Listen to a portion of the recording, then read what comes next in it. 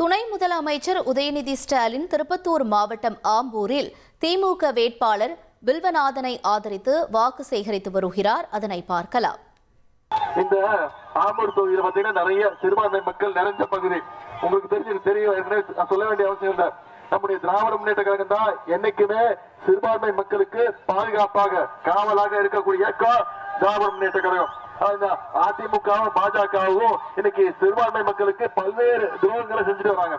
உதாரணத்துக்கு 2019 ஆண்டு உங்களுக்கு ஞாபகம் இருக்கும். 2019 ஆண்டு ஒன்றிய பாஜக அரசு சிஏஏ என்ஆர்சி சட்டத்தை கொண்டு வந்தாங்க. சிறுபான்மை மக்களை பாதிக்கக்கூடிய சிஏஏ என்ஆர்சி சட்டத்தை கொண்டு வரும்போது நான் 2019 ஆண்டு முதல்ல தெருவில் இறங்கி போராட்டம் பண்ணி கைதான. என்ன போராட்டம்னா, அந்த சிஏஏ என்ஆர்சி சட்டத்தை கீழ்ச்சறிஞ்சு முதல் முறையா கைதானது நான் தான். இந்த உதயநிதி தான். அந்த உரிமையோடு உங்களை எல்லாம் உதயசூரியன் சின்னத்திற்கு வாக்களிக்குமாறு கேட்டுக்கொள்கின்றேன். சிறுபான்மையினருக்கு பல்வேறு சாதனைகளையும் நம்ம திராவிட முன்னேற்ற கழகம் கலைஞர் ஆட்சியிலையும் சரி இப்பவும் சரி நிறைய பண்ணிருக்கிறோம். சிறுபான்மையினர் தொழில் முதலீட்டு கழகம் மூலம் 260 கோடி அளவுக்கு கடன் வழங்கப்பட்டிருக்கு. ஹஜ் யாத்திரைக்கு போகும் இஸ்லாமியர்களுக்கான மானியம் 10 கோடி ரூபாய் கொடுத்திருக்கிறோம். 3.5% உள் இடஒதுக்கீடு யார் கொடுத்தது? சிறுபான்மையினருக்கு கலைஞருடைய திமுக ஆட்சியில் கொடுத்தது. உணவாக்கருடைய ஓய்வூதியம் 3000 5000 ரூபாய் உயர்த்தப்பட்டது நம்முடைய திராவிட மாடல் அரசு தான். அதே மாதிரி இன்னைக்கு சென்னையில 40 கோடி ரூபாய் செலவுல புதிய ஹஜ் விடுதி கட்டப்பட்டிருக்கு. 3 மாசம் முன்னாடி நம்முடைய முதலமைச்சர் அடிக்கல் நாட்டாங்க. மீண்டும் நம்முடைய ஆட்சி வந்து நம்முடைய முதலமைச்சர் அவர்களே உங்களுடைய ஹஜ் பயணிகள் கட்டடத்தை விரைவில் திறந்து வைப்பாரு. இதெல்லாம் நம்ம செஞ்சிருக்கக்கூடிய திட்டங்கள். அதே மாதிரி சட்டமன்றத்தில் அறிவிக்கப்பட்ட அகரம் சேரி மேம்பாலம் 27 கோடி ரூபாயில கட்டப்பட்டு இந்த ஆண்டு முடிவுக்குள்ள கட்டி முடிக்கப்பட்டு அந்த வாக்குறுதியா கொடுக்கிறேன். இப்படி பல்வேறு திட்டங்களை செஞ்சிருக்கிறோம். அது மட்டும் இல்ல, கடந்த 5 வருஷத்துல நம்முடைய திராவிட மாடல் அரசு என்னென்ன வாக்குறுதி கொடுத்திருக்கிறோமோ அத்தனை செஞ்சு முடிச்சிருக்கிறோம். உதாரணத்துக்கு வாக்குறுதி மட்டும் உங்களுக்கு ஞாபகப்படுத்த விரும்புறேன். ஆட்சி பொறுப்பேற்றவுடன் நம்முடைய முதலமைச்சர் போட்ட முதல் கையெழுத்து மகளிருக்கான விடியல் பயண திட்டம். தேர்தல் வாக்குறுதியில சொன்ன வாக்குறுதி ஒவ்வொரு மகளிரும் மாசம் 900 ரூபாயில இருந்து 1000 ரூபாய் வரைக்கும் சேமிச்சாங்க.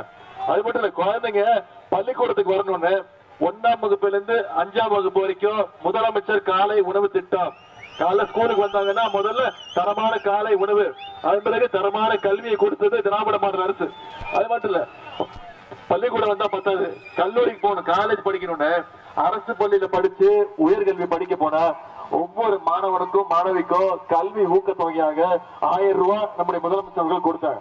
இன்னைக்கு 13 லட்சம் மாணவ மாணவிகள் இந்த திட்டத்தில் பயன்பெற்று இருக்காங்க. சென்ற 2 மாசத்துக்கு முன்பு 10 லட்சம் மாணவ மாணவிகளுக்கு இலவச லேப்டாப் திட்டத்தை அறிவிச்சு ஒரே மாசத்துல நம்முடைய முதலமைச்சர் 10 லட்சம் மாணவ மாணவிகளுக்கு லேப்டாப் கொடுத்திருக்கிறோம். இன்னைக்கு அதிமுக நம்ம மேல ஒரு பொய் குற்றச்சாட்டு வைக்கிறாங்க. இது அதிமுக அரசால கொண்டு வரப்பட்ட திட்டம்ன்றாங்க. அதிமுக ஆட்சியில பள்ளி குழந்தைங்களுக்கு லேப்டாப் கொடுத்தாங்க. 2019 ஆண்டு அவங்க ஆட்சியில் இருக்கும் போதே அந்த திட்டத்தை கைவிட்டுட்டாங்க. நம்முடைய முதலமைச்சர் அந்த திட்டத்தை பத்தி அறிஞ்சு லேப்டாப் என்பது பள்ளிக்கூட குழந்தைங்களை விட கல்லூரி குழந்தைங்களுக்கு இன்னும் பயனுள்ளதாக இருக்கும். ஒரு ப்ராஜெக்ட் ரெடி பண்றதுன்னா, ஒரு வேலை தேடி போறதுன்னா அங்கெல்லாம் உங்களுக்கு உபயோகமா இருக்கும்னு இன்னைக்கு கல்லூரி மாணவர்களுக்கு 10 லட்சம் பேருக்கு மாணவ மாணவிகளுக்கு லேப்டாப் கொடுத்திருக்கிறோம். இது எல்லாம் விட மிக மிக முக்கியமான திட்டம் உங்க அத்தனை பேருக்கு தெரியும், கலைஞர் மகளிர் உரிமை தொகை திட்டம். இன்னைக்கு ஒவ்வொரு மாசமும் 1,31,00,000 மகளிருக்கு மாசம் 1000 ரூபாய் நம்முடைய முதலமைச்சர் அவர்கள் மகளிர் உரிமை திட்டத்துல கொடுத்துட்டு இருக்கிறார். இந்த திட்டத்தை எப்படியாவது நிப்பாட்டணும், தேர்தலை காரணம் காட்டி நிப்பாட்டணும்னு அதிமுகவும் பாஜகவும் முயற்சி பண்ணாங்க. பல மாநிலங்கள்ல நிப்பாட்டி இருக்கிறாங்க நீதிமன்றத்துக்கு போய். நம்முடைய தலைவர் என்ன பண்ணாரு? நான் 1000 ரூபாய் கொடுக்கறத நிப்பாட்டுறேன், நான் கொடுக்கிற 3 மாசத்துக்கு சேர்த்து 3000, கோடை கால சிறப்பு 2000, பிப்ரவரி மாசம் 5000 ரூபாய் நம்முடைய தலைவர் 1,31,00,000 மகளிருக்கு கொடுத்தாங்க. 1,31,00,000 குடும்பங்களுக்கு 5000 ரூபாய் ஒரே நேரத்தில் நம்முடைய முதலமைச்சர்கள் கொடுத்தாங்க. இன்னைக்கு வாக்குறுதி கொடுத்திருக்கிறோம் தேர்தல் அறிக்கையில். என்ன? மகளிர் உரிமை தொகையை திராவிட மாடல் 2.2 ஆட்சி அமைச்சோன்னு அதை உயர்த்தி 1000 ரூபாங்கிறத 2000 உயர்த்தி கொடுப்பேன்னு நம்முடைய தலைவர் வாக்குறுதி கொடுத்திருக்காங்க. ஆம்பூர்ல திமுக வேட்பாளரை ஆதரிச்சு துணை முதல்வர் உதயநிதி ஸ்டாலின் பிரச்சாரம் செய்த காட்சிகளை பார்த்தோம். இனி செல்லும் இடமெல்லாம் செய்தி. தந்தி டிவியின் வாட்ஸ்அப் சேனலை ஃபாலோ பண்ணினா செல்ல இருக்கும் இடமெல்லாம் செய்தி. இதோ QR கோட் இப்பவே ஸ்கேன் பண்ணுங்க, ஃபாலோ பண்ணுங்க.